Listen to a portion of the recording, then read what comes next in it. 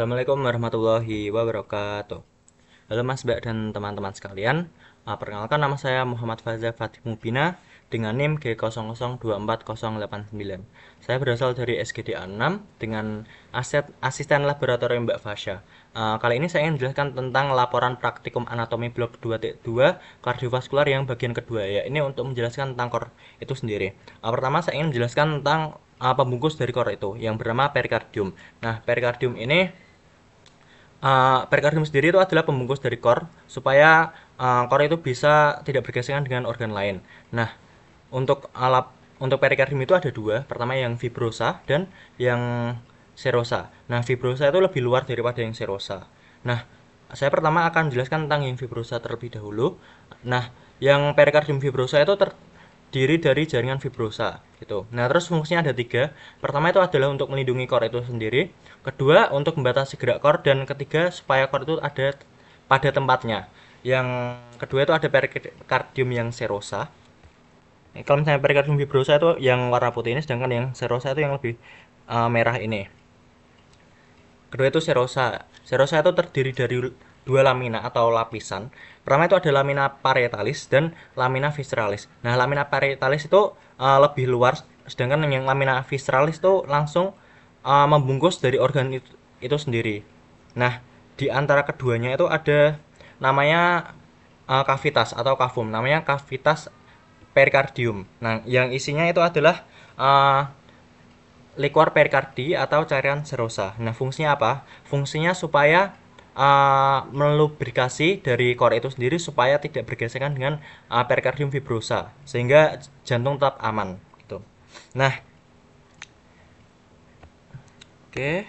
Nah, ini ada sinus. Sinus itu adalah lekukan-lekukan yang terjadi ketika lamina yang visceralis itu nanti ke pangkal, yaitu ke pembuluh darah. Nah, di situ akan membentuk lekukan yang namanya sinus gitu. Nah, nanti kalau misalnya ujungnya itu nanti jadi lamina yang parietalis.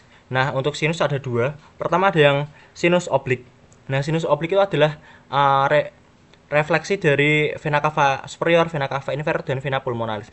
Kan yang sinus yang transverse perikardii itu adalah yang aorta dan truncus pulmonalis itu. Nah, terus untuk vaskularisasi perikardium itu ada, pertama itu adalah arteri perikardiofrenika, cabang dari arteri thoracica interna.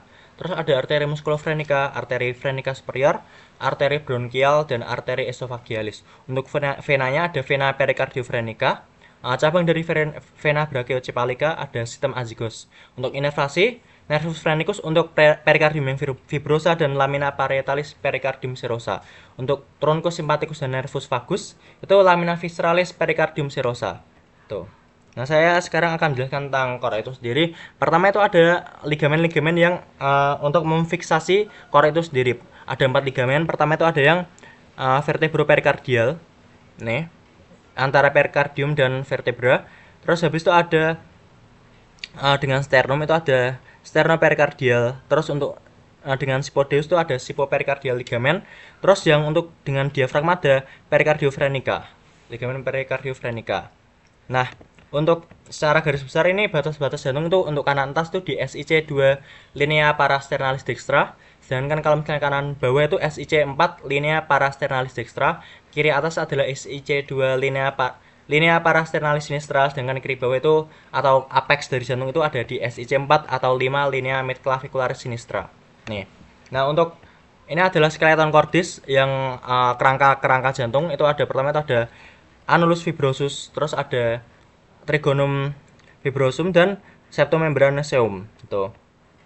Untuk annulus fibrosus kan ada yang atrioventricular dextra, atrioventricular sinistra, dan truncus pulmonalis dan aorta. Nah, untuk trigonum itu ada dua, trigonum yang dextra sama sinistra. Kalau misalnya yang trigonum dextra itu septum atrioventricular yang dextra dengan aorta. Kalau misalnya yang trigonum yang sinistra itu atrioventricular sinistra dengan aorta gitu. Nah, terus saya akan menjelaskan tentang bagian-bagian dari kor itu sendiri. Ada 4, terdiri dari dua atrium dan ventrikular. Keduanya itu ada yang dextra dan sinistra. Pertama dari atrium dextra terlebih dahulu. Nah, atrium dextra itu di sini tuh ada bagian yang halus dan bagian kasar. Nah, bagian halus itu adalah sinus venarum cavarum. Sedangkan kalau misalnya yang kasar itu adalah musculus pectinati. Nah, keduanya itu dipisahkan oleh namanya sulcus terminalis pada bagian dalam, sedangkan pada bagian luar itu akan dipisahkan oleh crista terminalis gitu. Nah, musculus pectinati itu nanti juga berhubungan dengan auricula dextra. Nah, di sini ada salah satu bangunan yang khas dari atrium itu sendiri yang bernama fossa ovalis. Nah, dulu itu adalah saat masih bayi itu namanya adalah foramen ovalis. Namun saat sudah dewasa itu akan menutup menjadi fossa ovalis. Nah, terus itu di bagian pinggir-pinggirnya ada limbus ovalis juga. Tuh. Nah, di sini tuh ada katup yang menghubungkan antara atrium dextra dengan ventricle dextra yang bernama katup tricuspidalis atau atrioventricular yang dextra. Nah, terus di sini juga ada muara-muara dari beberapa vena seperti vena cava superior itu melalui ostium vena cava superior, vena cava inferior melalui ostium vena cava inferior, sinus coronaris itu melalui ostium sinus coronarius, terus vena cordis minima itu melalui foramina venarum cavarum. Selanjutnya adalah ventricle yang dextra.